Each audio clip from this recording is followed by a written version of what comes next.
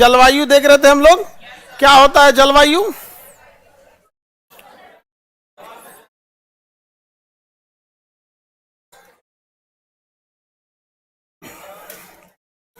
जलवायु या क्लाइमेट।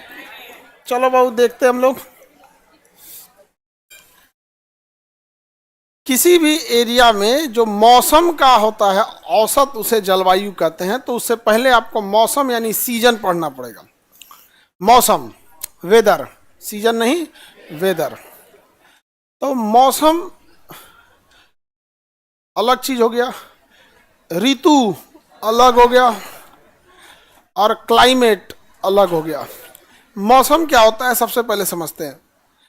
मौसम जो होता है ना, किसी भी जगह के डेली एटमॉस्फेरिक चेंज को हम मौसम कहते हैं। मौसम डेली के चेंजिंग को दर्शाता है। जैसे आज सुबह का मौसम कुछ और था, दोपहर में कुछ और हो जाएगा। सुबह सुबह ठंड लग रही थी, दोपहर में नहीं लगेगा। तो मौसम सबसे ज़्यादा चेंज होता है, यानी डायनेमिक होता है। उसमें बार बार चेंजिंग देखने को मिलता है। दिन में कई बार मौसम बदल जाता है। अब देखिएगा कोई ठीक है नहीं है, कभी हो सकता है कि बारिश हो जाए, लेकिन इतना कंफर्म पता है कि जोर से बारिश नहीं होगा। अगर हो भी गया तो जोर से बारिश नहीं होगा। तो मौसम जो होता है वो डेली चेंजिंग को दर्शाता है। समझा गया? जब हम मौसम का एक लंबे समय तक, लगभग 30 सालों तक, 30 ईयर तक, लगभग 30 सालों तक हम लगातार मौसम पर निगरानी रखते रहते हैं, तो हमें एक आइडिया लगता है कि किस महीने में औसतन टेम्परेचर कैसा होगा। तो हम 30 सालों के अनुभव के आधार पर जिस निष्कर्ष पर पहुंचते हैं उसको हम जलवायु कहते हैं। यानी जलवायु जो है, ऐसे समझिए आप गए कहीं, अपने लॉज में गए या हॉस्टल में आप यहाँ पढ़ने आए, तो आप जिस रूम पार्टनर के पास गए, ज़रूरी नहीं कि आपको उसके बारे में पता है कुछ। तो शुरुआत में आपको पता नहीं चलेगा, सोचा कई बजे सूतता है, कई बजे उठ जाता है।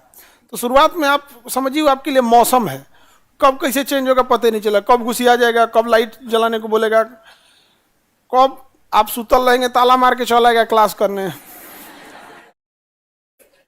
नहीं समझ आया? तो शुरू शुरू में आपको समझ में नहीं आएगा ये कैसा आदमी है, लेकिन कुछ दिन रहने के बाद आपको अनुभव हो जाएगा कि बकलोल है ये। अनुभव हो जाएगा तो आपको रहने में सहूलियत होगी। अगर बकलोल रहा तो सेम मेंटेलिटी के लोग एक साथ ठीक से रहते हैं। नहीं समझे? तो जब आप लंबे समय तक रह जाएंगे ना, 4-5 महीना, तो आपको क्या आइडिया लग जाएगा, अनुभव हो जाएगा। तो वो क्या हो गया, जलवायु।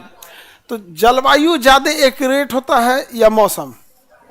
जलवायु। मौसम क्या होता है, डेली चेंज होता है। एक्सपीरियंस के आधार पर जो चीज है वो क्या है, जलवायु। एक्सपीरियंस के आधार पर जो है वो जलवायु। समझ में आ गया? जैसे आज जो है नवंबर चल रहा है, हमें ये नहीं पता है कि शाम में बारिश हो मत जाए, या टेम्परेचर कल ठंडा हो जाएगा या क्या, लेकिन इतना जरूर पता है कि लू चलने वाला नहीं है। कोई कह देगा कि लू चलेगा? हाँ, आप में से लड़की लोग में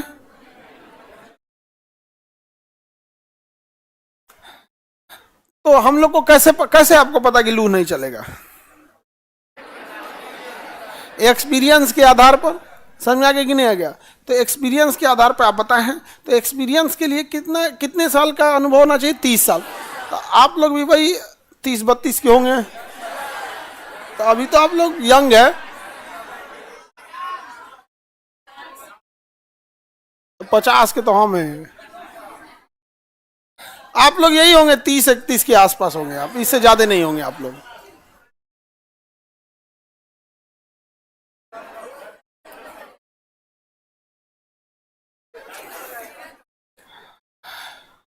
तुम जो किनारे लड़का बैठा है वही, हाँ हाथ उठाओ।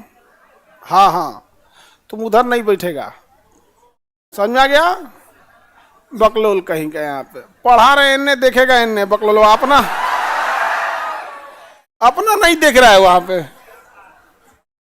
बड़ बड़ हाथी डूबल जाए, गधा पूछे कितना पानी। राजा महाराजा बिला गया, इस सब चक्कर में छछूंदर परेशान है यहाँ। इसको पता नहीं है कितना खतरनाक। बताइए, अब शक्तियों का पता ही नहीं है लोगों को। चौपट हो जाएंगे, कोनो काम के ना बचे। समझाते हैं, इस सब चक्कर में नहीं पड़ना। आगे बढ़े। अरे कौन है भाई 15 साल का? ये तो एकदम बतिया है अभी। इसको भी बहुत मौसम समझ में आ गया। डेली चेंजिंग को क्या कहते हैं? अब जैसे जनवरी का महीना आएगा तो आपको इतना कंफर्म पता है कि सोचो आप 1 जनवरी से 30 जनवरी तक, पूरी जनवरी तक में कुछ भी हो जाए, लेकिन बिना रजाई कंबल आप नहीं सो सकते हैं। लेकिन हाँ, आप मौसम नहीं बता सकते कि अगले दिन कोहरा रहेगा, कि मौसम साफ रहेगा, कि बारिश हो जाएगी। आप मौसम नहीं बता सकते हैं कि जनवरी में किस दिन ज्यादा कोहरा पड़ जाएगा, किस दिन कम। कभी कभी तो ऐसा कोहरा पड़ता है कुछ दिखता ही नहीं है। बहुत झमेला, तो बड़ी एक्सीडेंट होता है ठंडी के दिन में, बहुत एक्सीडेंट हो गए यहाँ पर। और फ्लाइट वगैरह सबको भी डाइवर्ट किया जाएगा, यहाँ पे उतरिए नहीं पाएगी, दिखबे नहीं करेगा तो कहाँ खेत में ना उतार दे। हाँ, तो लेकिन आप बता सकते हैं कि जनवरी में किस जनवरी को सबसे ज्यादा कोहरा पड़ेगा? नहीं बता, वो मौसम है। वो क्या है? मौसम। लेकिन आप ये कह सकते हैं कि जनवरी में गर्मी पड़ेगा, वो क्या है? जलवायु। जलवायु। लेकिन यही हम अगर उठा के आपको भेज देते हैं, यहां से उठा के आपको फ्रांस भेज देते हैं। अब लो, अब आपको पता नहीं है फ्रांस में जनवरी में कैसा महीना होता है, फरवरी में कैसा होता है। ऑस्ट्रेलिया भेज दे तो वहां उल्टे होता है। समझ में आ गया? अब सारा नॉलेज आपका फेल हो जाएगा वहां। फिर आपको अनुभव एकत्रित करना पड़ेगा, या फिर उससे पूछना पड़ेगा जो वहां अनुभव वाला है। तो मौसम के 30 सालों के औसतन अनुभव को क्या कहेंगे? जलवायु कहेंगे। क्या कहेंगे? जलवायु कहा जाता है। जलवायु चेंज होगा? नहीं होगा। जलवायु चेंज नहीं होता है। अगर जलवायु चेंज हो गया तो बहुत बड़े पैमाने पर मृत्यु होगी। जैसे जून के महीने में भयानक गर्मी पड़ता है, आदमी हल्का कपड़ा पहन के रहता है, जितना हल्का हो सके। यहाँ पर कोई हाफ शर्ट वगैरह पहन लेता है, काला कपड़ा पहनने से बचना चाहिए। बड़ी गर्मी लगता है, भयानक हो जाता है एकदम। स्टूडेंट सब में तो लॉज वगैरह में देखते होंगे, लाइट कट जाता है, यानी बना जाता है एकदम। नहीं समझ में आ गया? बहुत अक्सर लाइट कटते रहता है यहाँ पे, तो एकदम मतलब समझ जाइए कि दिक्कत हो जाता है। और अचानक से जलवायु बदल के जनवरी वाला ठंडा आ जाए, मजा आ जाएगा। आधा घंटा बाद मरिए जाओगे, क्योंकि कुछ देर के लिए तो ठीक लगेगा, उसके बाद आप रजाई कंबल सब घरे रखे हो या पैक किए हुए हो, अब मारेगा एकदम 0 डिग्री वाला ठंडा ना, अचानक से चेंज होगा, मर जाएगा इंसान। इसलिए जलवायु चेंज नहीं होना चाहिए, क्योंकि हमारा शरीर इसी जलवायु के हिसाब से बना है। वो दूसरे सब जलवायु में रह ही नहीं पाएगा। आप देखेंगे जो व्यक्ति कश्मीर का होगा ना, वो उसको अगर पटना लाइएगा तो ठंडी के दिन में आराम से नॉर्मल शर्ट पहन के घूमेगा। तो यहाँ तो ठंड नहीं पड़ रही है, क्यों? उसको -20 सहने की आदत है।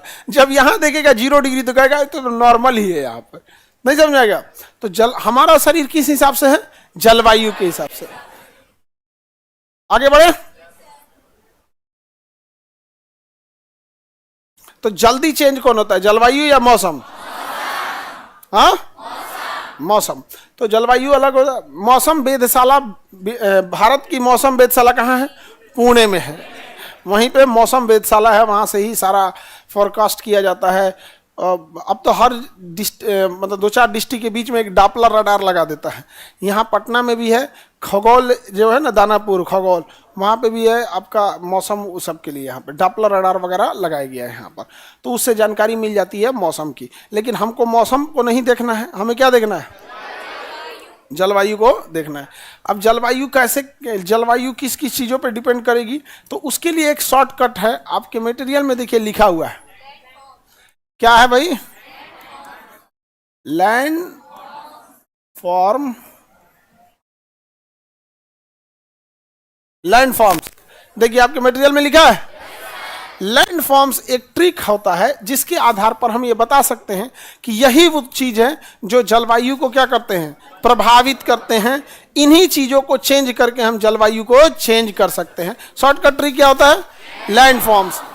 लैंड फॉर्म से ही जलवायु को क्या करेंगे? सब चेंज करेंगे। चले देखिए ध्यान से। एल से क्या हो गया? लैटिट्यूड। ए से एल्टीट्यूड। ये हो गया लैटिट्यूड। लैटिट्यूड का मतलब लेटीट्यूड। लेटीट्यूड को क्या कहते हैं? अक्षांश।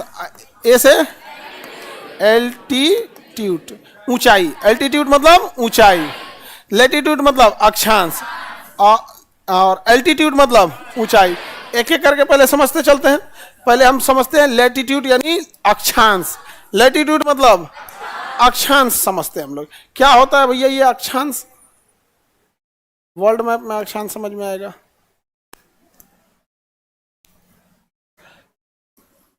लेटीट्यूड का मतलब ऐसे लेटा हुआ लाइन, लेटीट्यूड मतलब लेटा हुआ लाइन, और लॉन्गिट्यूड मतलब लंबा लाइन। समझ में आ गया कि नहीं आ गया? तो ये लॉन्गिट्यूड से मतलब नहीं है, किससे मतलब है? लेटीट्यूड।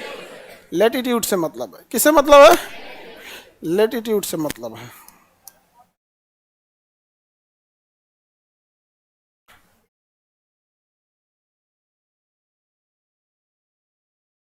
ये हो गया लेटीट्यूड।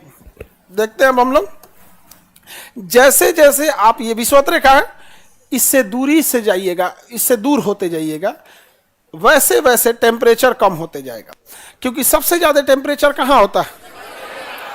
तो इसे हम लेटीट्यूड कहेंगे या अक्षांश कहेंगे? लेटीट्यूड या अक्षांश? क्या कहेंगे? लेटीट्यूड या अक्षांश कहेंगे। जैसे जैसे आप विषुवत रेखा से ऊपर की ओर, ऊपरी अक्षांश की ओर जाइएगा, टेम्परेचर क्या होने लगेगा? गिरने लगेगा। टेम्परेचर गिरने लगेगा, जीव जंतुओं की संख्या कम होती जाएगी, पेड़ पौधों की संख्या कम होगी। और ऊपर जाइएगा, टेम्परेचर और कम हो जाएगा, जीव जंतु पेड़ पौधे और कम हो जाएंगे, और एकदम ऊपर चल जाएंगे ध्रुव पे ना, तो यहाँ टेम्परेचर एकदम कड़कड़ा के ठंडा लगेगा, -60, -70, -80 रहेगा, एकदम हड्डी गल जाएगा यहाँ पर। तो जितनी ज्यादा आप लेटीट्यूड को बढ़ाइएगा, यानी अक्षांश को बढ़ाइएगा, ये 0 डिग्री अक्षांश, विषुवत रेखा को कितना डिग्री कहते हैं? 0 डिग्री। ध्रुव कितने पे होता है? 90 डिग्री। तो जैसे जैसे हम 0 डिग्री से, यानी निम्न अक्षांश, 0 डिग्री का मतलब कम वैल्यू वाला, और 90 डिग्री मतलब ज्यादा वैल्यू है, तो जैसे जैसे हम निम्न अक्षांश से उच्च अक्षांश की ओर जाते हैं, तापमान कम, जीव जंतुओं की संख्या कम, पेड़ पौधों की संख्या कम, जैव विविधता एकदम कम। सबसे ज्यादा जैव विविधता ध्रुवों पे देखी जाएगी या विषुवत रेखा? विषुवत रेखा। सबसे ज्यादा घने जंगल विषुवत रेखा पे, सबसे कम जंगल ध्रुवों पर होता है। तो जैसे अगर हम कोई दो जगहों को अगर आप ध्यान से देखिएगा, अब बताइए, ये है केरला और ये है कश्मीर। बताइए विषुवत रेखा के पास कौन है? तो ज्यादा गर्मी। विषुवत रेखा से दूर कौन है? तो ठंड कहां पड़ेगा? अब देखिए, धूप ज्यादा कहां लगेगा? केरला। अब धूप से हमें बचाने के लिए, हमारे शरीर में धूप को कंट्रोल करने के लिए मेलानिन होता है, जो उस गर्मी को बर्दाश्त कर जाता है। लेकिन मेलानिन की एक खराबी, काला कर देता है, करिया कर देता है। तो देखिए, केरला के लोगों में मेलानिन ज्यादा या कम? यहाँ के लोगों का चमड़ा मोटा या पतला? मोटा, क्योंकि उस धूप को बर्दाश्त करना है। नहीं तो पतला चमड़ा रहेगा ना, तो अंदर तक एकदम धूप चल जाएगा, खौल जाएगा आदमी यहाँ पर। लेकिन अब कश्मीर के जाइए, यहाँ पे लोग काले या गोरे? चमड़ा मोटा या पतला? पतला। धूप आइए नहीं रहता, इतना मोटा चमड़ा कैसे रहेगा यहाँ पे? क्या जरूरत रहेगा? तो ये उसी हिसाब से जलवायु है यहाँ पे। अब जरा इसको उल्टा करके देखो, उल्टा कर दो अचानक से। यहाँ पे ये कश्मीर वालों का चमड़ा पतला है, अब मेलानिन है नहीं, कड़कड़ा के धूप निकलेगा, एकदम लहर जाएगा, सब पूरा दहिया लाल हो जाएगा, और बाप हो बाप, भागो यहाँ से। नहीं समझ में गया? अच्छा, केरला वाले को कहाँ भेजो? ले, इतना भयानक ठंडा लगेगा कि उन लोग का ठंडा से हालत खराब हो जाएगा। तो जलवायु चेंज नहीं होनी चाहिए। समझ में गया कि नहीं आएगा? तो क्या जलवायु पर लेटीट्यूड अर्थात अक्षांश का प्रभाव पड़ता है? सबसे ज्यादा प्रभाव पड़ता है। अब यूपीएससी में एक बार क्वेश्चन पूछा था, जैसे जैसे हम निम्न अक्षांश से उच्च अक्षांश की ओर जाएंगे, निम्नलिखित घटनाएं होंगी। निम्नलिखित घटनाएं होंगी, उसमें सही करना वाला 1 और 2 दोनों सही, 5 और 8 दोनों सही, ये सब नहीं होता है। तो सुनिए ध्यान से, तापमान में गिरावट होगा, हाँ, जैव विविधता में गिरावट होगी, वायु दाब में गिरावट होगा। नहीं, गलत है, वायु दाब बढ़ जाएगा, वायु दाब बढ़ जाएगा। समझ में आ गया? प्रेशर क्या हो जाएगा, बढ़ जाए, क्योंकि ठंडी हवाएं कहाँ आ जाती हैं, नीचे, और नीचे आएगी तो प्रेशर बढ़ा देगा। गलती मार दिए लोग ना।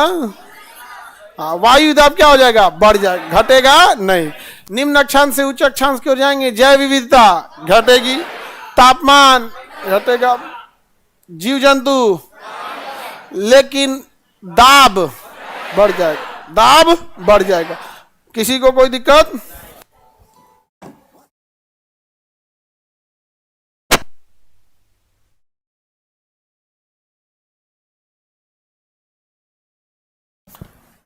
दूसरा क्या है बाबू, एल्टीट्यूड, ऊंचाई, एल्टीट्यूड ऊंचाई।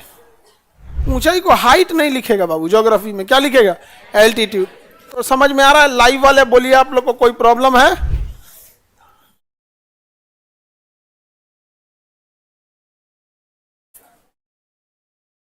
एयर प्रेशर इंक्रीज करेगा, हाँ बिल्कुल इंक्रीज करेगा। शॉर्टकट ट्रिक क्या होता है, लैंड फॉर्म्स, लैंड फॉर्म्स। अब एल्टीट्यूड देखते हैं, चलिए कोई प्रॉब्लम नहीं सर। अब यहां ध्यान से समझिएगा, एल्टीट्यूड में यहां है चंडीगढ़, ठीक है, इस नक्शा में चंडीगढ़ तो दिखेगा नहीं, इंडिया वाला लगा देते हैं।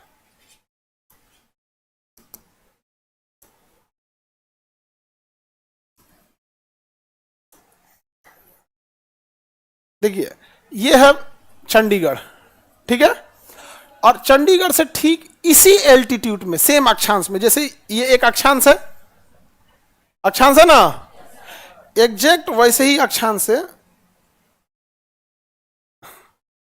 जैसे कर ये एक अक्षांश हो गया,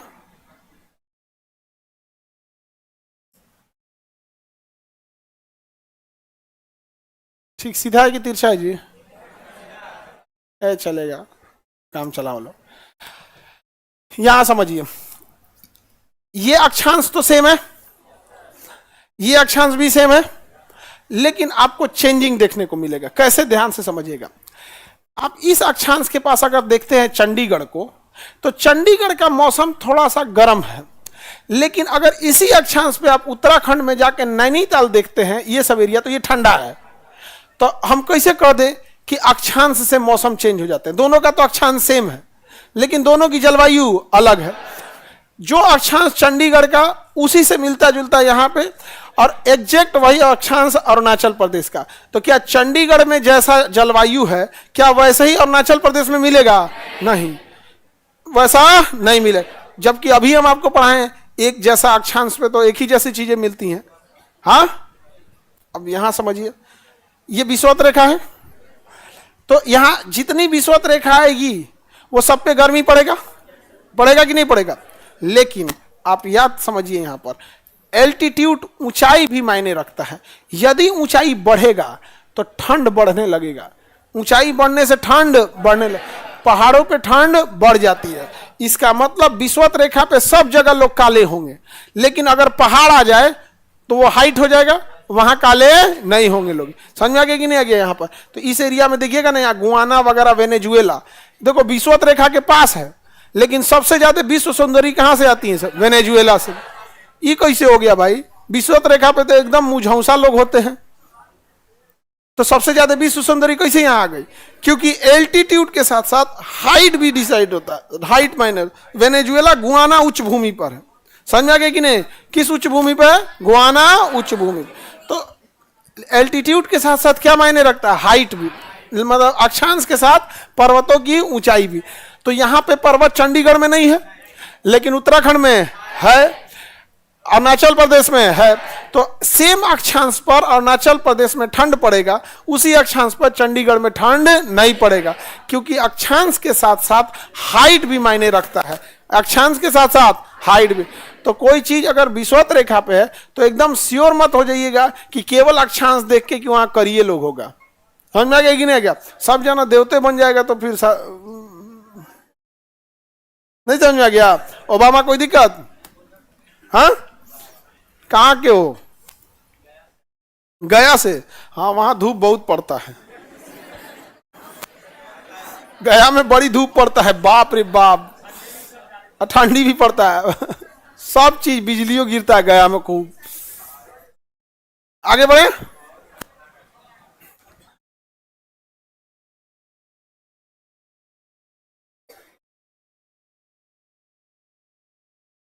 किसी को कोई दिक्कत है? आगे बढ़े।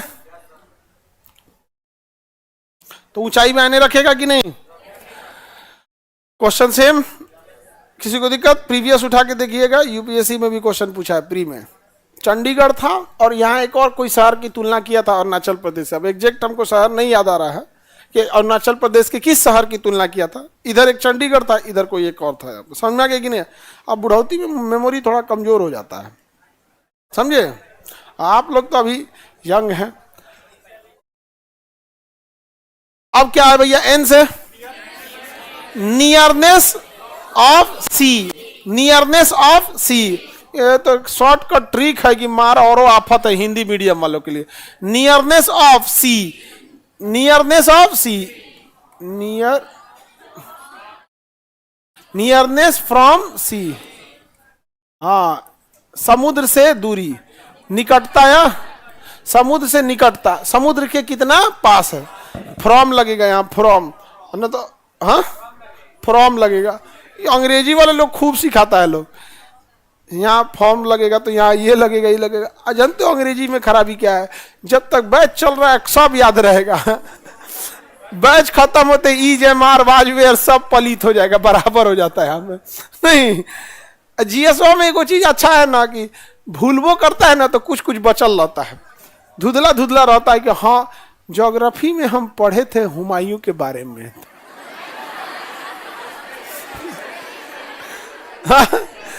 तब बगल वाला कहेगा ना हिमायू नहीं ना रे, उसका नाम हिमालय है। ओहो हाँ हाँ हाँ, हिमालय, हुमायूं नहीं, हिमालय। यहाँ पे एक से एक आएगा सब। तो समुद्र से निकटता, समुद्र से जितना करीब रहिएगा उतना ज्यादा आपको ठंडी से दूर रहिएगा। समुद्र के किनारे वाला एरिया गर्म ही नहीं होता है, समुद्र के किनारे का एरिया गर्म नहीं होता है। तो जितने समुद्र के किनारे वाले एरिया है यहाँ गर्मी बड़ी पड़ता है, ठंडा तो कोई देखबे नहीं करता है। यहाँ ठंडा कौन सी रहता है? हम तो पता, अब जाओ इस टाइम तमिलनाडु में, अब भयानक गर्मी पड़ रही होगी यहाँ पर।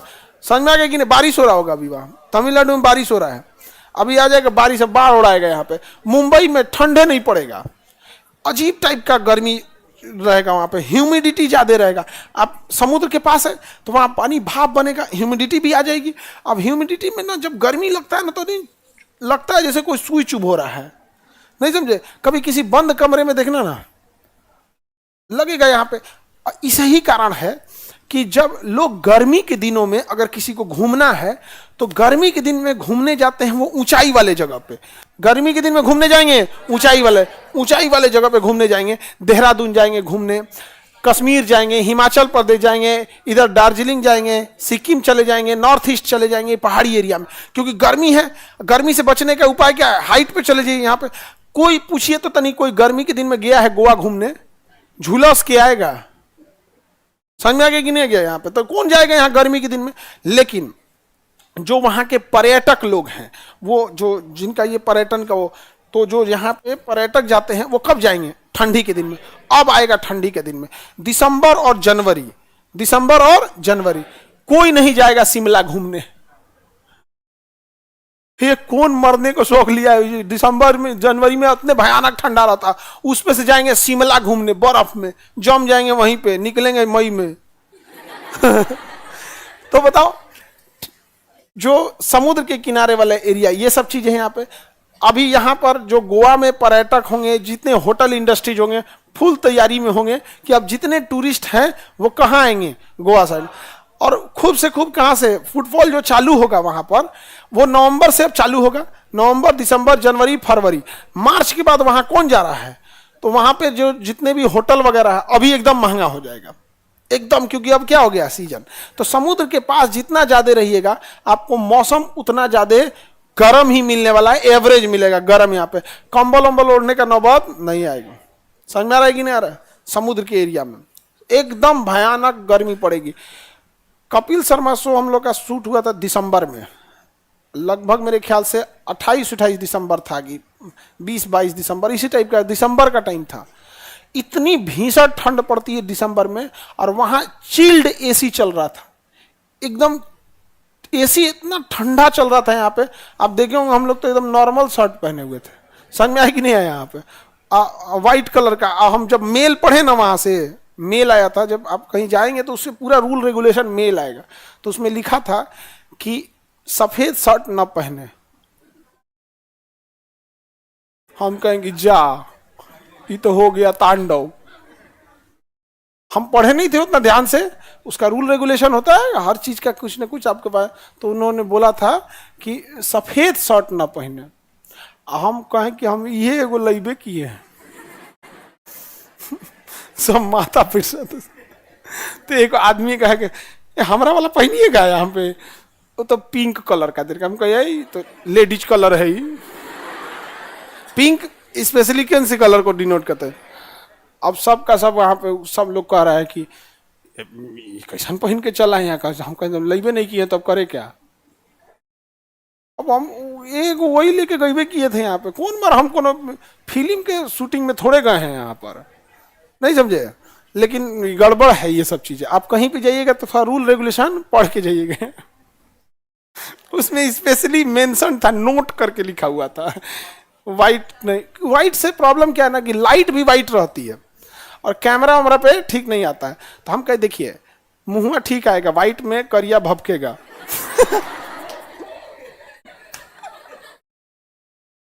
तो दिसंबर के महीने में इतनी भयानक गर्मी पड़ती थी, इतनी भयानक जिसका कोई हद नहीं। सोचिए 22-23, हमको एग्जैक्ट डेट याद नहीं है, बट दिसंबर का लास्ट वीक चल रहा था यहाँ पे। आप कल्पना कर सकते हैं वहां पे जो हमारे साथ गए थे लोग, सब आदमी हाफ शर्ट पहना हुआ था, कोई सब ऐसे। यहाँ पे इतनी भयानक गर्मी पड़ रही थी और रात को 11 बजे के समय इतनी गर्मी जिसका कोई हद नहीं यहाँ पर। और हम लोग उसी तरफ बैठ गए जहाज में, इतनी गर्मी पड़ रही थी। जहाज जब लैंड किया मुंबई से 1.5 घंटा बाद दिल्ली, अब जो दिल्ली उतरे लोग तो बाप रे बाप, दिसंबर का ठंडी और दिल्ली का इतना भयानक जिसका कोई हद नहीं। आप यहां क्यों नहीं पड़ रहा था? समुद्र था, समुद्र के पास रहेंगे तो गर्मी नहीं पड़। लेकिन इससे भी अच्छा मौसम, मुंबई से अच्छा मौसम जानते हैं कहां का होता है? पूना का। पुणे का रीजन समझो ध्यान से। पूना जो है समुद्र के पास भी है, तो प्रदूषण वाले मैटर को भी थोड़ा सा कंट्रोल कर देता है। समुद्र से बहुत ज्यादा ना पास है ना बहुत ज्यादा दूर है। दूसरा, पुणे पहाड़ी एरिया है, तो जो गर्मी मुंबई में भयानक पड़ रही थी उसको बैलेंस कर देता है पुणे। किस वजह से? पहाड़ी क्षेत्र की वजह से, हाइट पे होने की वजह से। तो अच्छा, समुद्र की वजह से प्रदूषण नहीं होगा। रीजन क्या? हवाएं इसको लेके प्रदूषण को इधर लेके चली जाएगी। लेकिन अगर तुम यहां रह रहे हो तो इधरों से प्रदूषण आएगा, इधर से आएगा, चारों ओर से आइबे करेगा यहां से। अब वहां पे इधर से तो कोई प्रदूषण का सवाल नहीं होता। तो इससे अच्छा कहां का हो जाता है? पुणे का, हाइट होने के वजह से। समझा गया कि नहीं गया यहाँ पे? तो इसमें कौन सा था ये? Nearness from sea. अब डी से क्या है? Direction of wind. हाँ, हवाओं की दिशा, डायरेक्शन ऑफ विंड।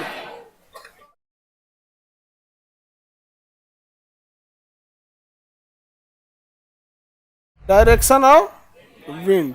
विंड से विंड ना, अरे वाइंड बोलता है। डायरेक्शन ऑफ विंड्स, हवाओं की दिशा। हवा किस दिशा में चल रही है यह मायने रखता है आपके जलवायु के लिए। समझ में आ गया कि नहीं आएगा? कैसे? अब हवाओं की दिशा से क्या मतलब है भाई? हवा कहीं से है, हवा से क्या मतलब है? समझो, हवा से मतलब है, देखो ये है भूमध्य सागर, ये कैस्पियन काला सागर, ये है कैस्पियन सागर और ये है फारस की खाड़ी। जनवरी के महीने में देखो वाष्पीकरण की क्रिया हमेशा होती है। वाष्पीकरण का मतलब होता है भाप बनकर उड़ना। गर्मी में ज्यादा होती है, ठंडी में कम होता है। लेकिन आप ये मत सोचिएगा कि ठंडी में वाष्पीकरण नहीं होता है। अगर ठंडी में वाष्पीकरण नहीं होता तो आपका कपड़ा नहीं सूखता, सूखबे नहीं करता। तो भाप बन के उड़ा है तभी ना ठंडी में सूख गया। हाँ, थोड़ा सा टाइम लगता है, 2 दिन में सूखता है, सोचा 3 दिन में सूखता है। और गर्मी के दिनों में 1 घंटा में पूरा कड़कड़ा जाता है एकदम। धूप में छोड़ दीजिए तो बदरंग कर देगा उसको। तो गर्मी के दिन में ज्यादा होता है। तो डायरेक्शन ऑफ विंड्स, अब समझिए यहां पर समुद्र है, यहां भाप बन रहा होता है, वाष्पीकरण होगा कि नहीं होगा? तो ये एरिया कंप्लीटली क्या हो जाता है? वाष्पीकृत हो जाता है। वाष्पीकृत हो जाता है अब इस वाष्पीकृत को यहां से एक हवा चलती है जिसका नाम है जेट स्ट्रीम। क्या नाम है? Jet stream. ये पूरा भाप को कहां लेके चलाती है? इंडिया की ओर। कहां लेके चली जाती है? इंडिया की ओर। और अफगानिस्तान को तबाह कर देती है। यहां पर्वत है हिंदुकुश पर्वत, इसी के नाम पे इस एरिया का नाम हिंदुस्तान पड़ गया है। क्या पड़ गया है? हिंदुकुश पर्वत के नाम पर क्या पड़ गया है? हिंदुस्तान पड़ गया। किसी को दिक्कत? आगे बढ़ते हैं। तो यहां अफगानिस्तान, पाकिस्तान और अफगानिस्तान के बॉर्डर पे कौन जगह है? हिंदुकुश। अब यह रोक लेता है, पहाड़वा क्या करता है? रोक लेता है, जिस वजह से अफगानिस्तान में भीषण बारिश होने लगती है। और ठंड के दिन में बारिश हुई ना, गेहूं बर्बाद हो जाएगा। ठंड के दिन में बारिश हुई तो गेहूं बर्बाद। तो रोक के कौन रखा है? हिंदुकुश पर्वत। अच्छा है कि नहीं है? लेकिन अफगानिस्तान के लिए खराब हो जाता है। तो यहां से कुछ ही हवाएं पार कर पाती हैं, 90% उधर ही रह जाती हैं, 10% इधर पार करती हैं। यहां पे समझ में गया? 10% इधर जब क्रॉस करती है तो भारत का यहां पे क्या है? पंजाब। भारत का कौन जगह है? पंजाब। तो बारिश कहां हो जाएगा? पंजाब में। थोड़ी सी बारिश होगी। कैसे होगी? थोड़ी सी। और गेहूं को बस 1 से 2 बार पानी चाहिए। कितनी बार? 1 से 2 बार। बहुत नॉर्मल पानी। 1 बार दे दीजिएगा ना तो ऐसा नहीं है कि सूख जाएगा, काम चला लेगा घींच तान के अपना, लेकिन 2 बार आदमी पानी दे देता है। यहाँ पे पंजाब का किसान 1 बार नहीं देता है। कहता है कि यूरोप में है वेस्टर्न डिस्टर्बेंस। यूरोप में क्या है? वेस्टर्न डिस्टर्बेंस लेके आ रही है जेट स्ट्रीम। यहां पे भाप बना है, तो भाप जब भी बनेगा ना तो डिस्टर्बेंस में उड़ेगा। देखिए ना, पानी खौलाइएगा या सब्जी बनाइएगा तो जो भाप निकलेगा ना वो सीधा नहीं निकलेगा, ऐसे कांपते हुए जाएगा डिस्टर्बेंस के माध्यम। तो इसका नाम क्या है? Western disturbance. वेस्टर्न क्यों पड़ा? भारत के पश्चिम में है तो वेस्टर्न डिस्टर्बेंस है वो। और उसे कौन ला रहा है? Jet stream. कहां पटक दी? हिंदुकुश पर्वत पर। इसलिए पंजाब में बारिश ज्यादा या कम? कम। लेकिन वह गेहूं के लिए अमृत साबित हो जाता है। और यही बारिश जब धीरे धीरे थोड़ा आगे बढ़ता है तो थोड़ा यूपी में बरसा देता है और थोड़ा बिहार में बरसा देता है। तो जनवरी फरवरी में देखिएगा ना, आप सूत के उठिएगा तो कहेंगे बारिश हुआ है कि ओस गिरा है वो। तो तले को बूढ़ा बाबा उठेंगे, हैं 4 बजे से बारिश हो रहा है। बूढ़ा आदमी पहले ही उठ जाता है ना, हाँ, नींद कम आता है बुढ़ापा में। समझे? आगे बढ़े। किसी को प्रॉब्लम? तो बताइए ध्यान से, हवाओं की दिशा मौसम को डिसाइड करेगा कि नहीं? अगर यही वेस्टर्न डिस्टरबेंस नहीं रहता, वेस्टर्न डिस्टरबेंस नहीं रहता तो क्या इधर आ पाता बारिश? नहीं आ पाता यहाँ पे। तो जलवायु के लिए अफगानिस्तान के लोग को तो बड़ी दिक्कत है। तो जलवायु चेंज कर दिया कि नहीं? और अगर यही जलवायु सपोज कीजिए चेंज कीजिए, कैसे चेंज होगा? हम यहां से हिंदुकुश पर्वत को हटा देते हैं। हम यहां से किसे हटा देते हैं? हिंदुकुश पर्वत को हटा देते हैं। और इस हिंदुकुश पर्वत को ले आके दिल्ली में रख देते हैं। कहां रख देते हैं? दिल्ली में। ले हो गया कांड। अब ये बारिश अफगानिस्तान में नहीं टकराएगा, दिल्ली में टकराएगा। और दिल्ली के इस साइड क्या है? पंजाब। सारा गेहूं का फसल तहस नहस कर देगा, क्योंकि अब वो 10% नहीं बरसाएगा, अब 90% बरसाएगा। और गेहूं के खेत में ठेहुना भर पानी लग जाएगा। कहियो गेहूं होगा? तो जलवायु चेंज अगर हुआ तो हमारा जीना मुश्किल हो जाएगा, क्योंकि हमारा शरीर हम उसी जलवायु के हिसाब से ढल चुके हैं। हमें आदत नहीं है।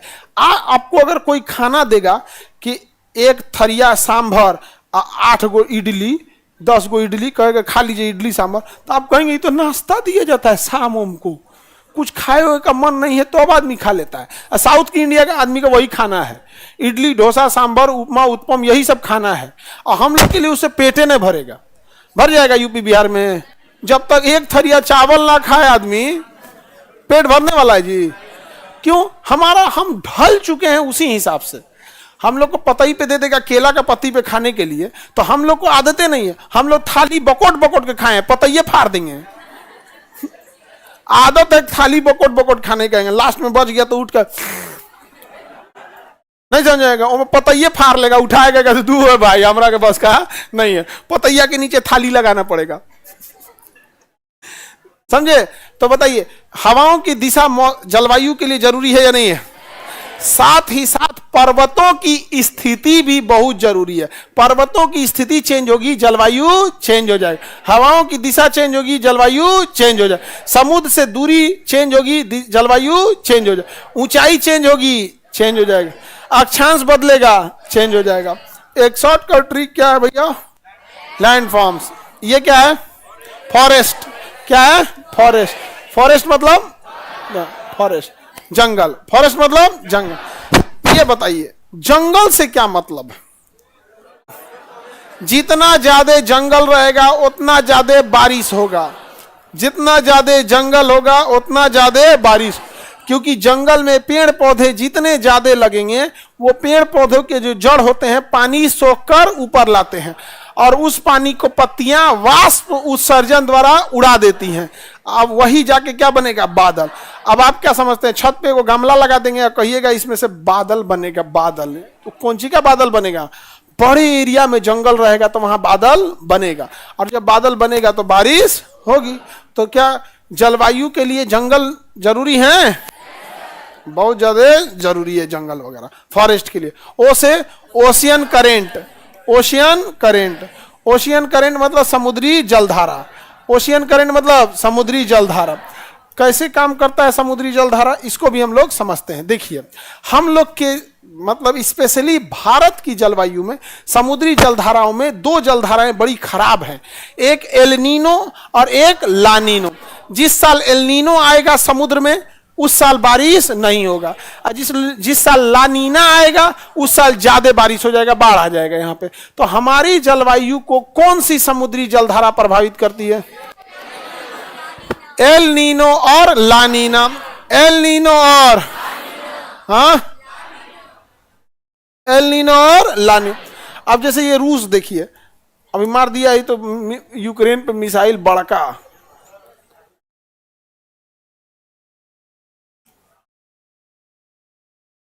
अब ये रूस है, पूरा ठंड से जम जाता है, पूरा का पूरा ठंड से जम जाता है। यहाँ समुद्र में बर्फ बन जाता है, समुद्र के ऊपर लोग टहलते हैं, खेलते हैं इसे। क्यों? जम गया है। अब बताइए भैया ये व्यापार कैसे करेगा? क्योंकि बड़े व्यापार तो समुद्र से होते हैं, व्यापार करेगा कैसे? एक तो इसका व्लादिवोस्टोक बंदरगाह खुला रहता है। अब ये बताइए अगर इसको ज्यादातर इसके लोग रूस के इधर रहते हैं, मेन पॉपुलेशन रूस की कहाँ रहती है? पश्चिमी साइड में, तो व्यापार भी इधर ही होगा। और रूस का कल्चर यूरोप के कल्चर से मैच करता है, खान पान सब चीज, एशिया से उसका मैच नहीं करता है। तो इस जगह के व्यापार को तो यहां से कर देगा, लेकिन बाकी सब तो जमा हुआ है, ऊपर का व्यापार कैसे करेगा? तो यहां एक बंदरगाह है मुर्मुस्क बंदरगाह। क्या नाम है? मुर्मुस्क बंदरगाह पे बर्फ नहीं जमता है, बाकी सारे बंदरगाहों पे क्या जम जाता है? बर्फ। ऐसा का है? जबकि मुर्मुस्क बंदरगाह पे तो एकदम देखिए ना, नॉर्वे के पास सटा हुआ है, नॉर्वे जम जाता है, ये नहीं जमता है। यहां से एक गर्म जलधारा जाती है जिसका नाम है नॉर्वे की धारा। कौन सी धारा? नॉर्वे की। ये जलधारा इतनी गर्म होती है कि पानी को जमने नहीं देती है। तो रूस का एकमात्र बंदरगाह जो ठंड के दिन में भी चालू रहता है, मुर्मुस्क बंदरगाह। किस जलधारा की वजह से? नॉर्वे की जलधारा।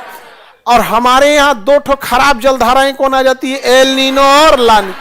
एक आएगी तो सूखा पड़ जाएगा, ला नीना आएगा तो बाढ़ आ जाएगा, दोनों गड़बड़ होती है। तो जलवायु के हिसाब से क्या बताइए, ओशियन करेंट अर्थात समुद्री जलधारा जलवायु निर्धारित करेगी कि नहीं?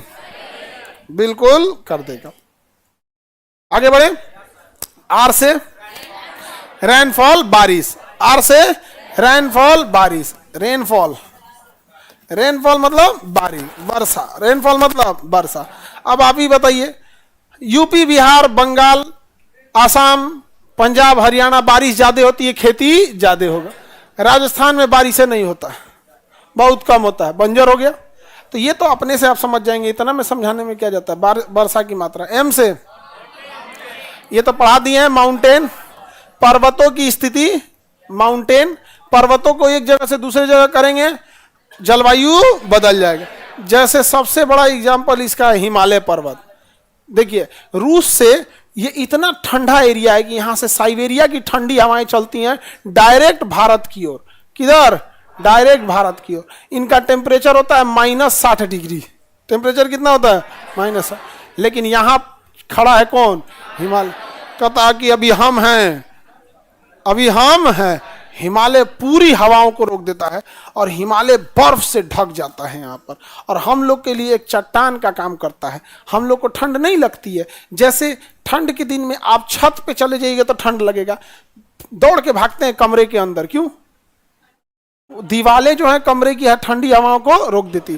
तो हिमालय हम लोग के लिए एक दीवार की तरह काम करता है। अगर हिमालय को आप कल्पना कीजिए 1 मिनट के लिए हटा दीजिए, सीधा हम लोग आ जाएंगे, जम जाएंगे, यहाँ पे एकदम भयानक तबाही हो जाएगी। चाहे हिमालय पर्वत को घसका के यहां लाइए, इसको हटाइए, लो यूपी बिहार में बर्फ पड़ना चालू। खेती के नाम पे अब हम लोग के यहाँ अखरोट होगा। गेहूं चावल भूल जाइए, अब ड्राई फ्रूट होगा। कश्मीर बन जाएंगे हम लोग, अखरोट अखरोट होने लगेगा। हम लोग केसर बोएंगे, अखरोट बादाम पिस्ता। नहीं समझ आ गया? अरे ये रोज खाने का चीज है, ये तो नॉर्मल थोड़ा बहुत, इससे पेट थोड़े भरता है। पेट भरने के लिए गेहूं चावल चाहिए आता, तो सोचिए कितना दिक्कत हो जाएगा। तो पर्वतों की स्थिति, माउंटेन भी जलवायु के निर्धारण में एक मेन रोल निभाता है। माउंटेन रेनफॉल, ऐसे मिट्टी यानी सॉयल, मिट्टी यानी सॉयल, मिट्टी भी होता है जलवायु के लिए। जैसी मिट्टी वैसी खेती वैसी जलवायु। जैसे केरला में आप मसाला छीट दीजिए तो हो जाएगा, क्योंकि वहां कौन सी मिट्टी है? लेटराइट। और अपने यहाँ तनी यूपी बिहार में मसाला को दामाद की तरह इज्जत कीजिए तब वो ना निकलेगा, है नहीं समझे? मिट्टी वैसी है, उसी हिसाब से। आप मुजफ्फरपुर में लीची आराम से निकल जाएगा, और वही आप जाके गुजरात में बोइए लीची, वो बड़ी उसको देखभाल करना पड़ेगा, नहीं समझे? तो मिट्टी भी बहुत जलवायु को निर्धारण कर। अब जैसे काली मिट्टी है, आराम से वहां पर कपास हो जाएगा। तो नहीं अपने यहाँ कपास बो के देखिए, नहीं होगा। तो मिट्टी भी जलवायु को निर्धारण करता है। समझ में आ गया? तो इसका शॉर्टकट ट्रिक क्या है? लैंडफॉर्म्स। क्या है?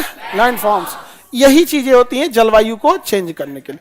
भारत की जलवायु उष्णकटिबंधीय मानसूनी है। अब हम लोग उष्णकटिबंधीय मानसूनी जलवायु के बारे में मंडे के दिन क्लास करेंगे।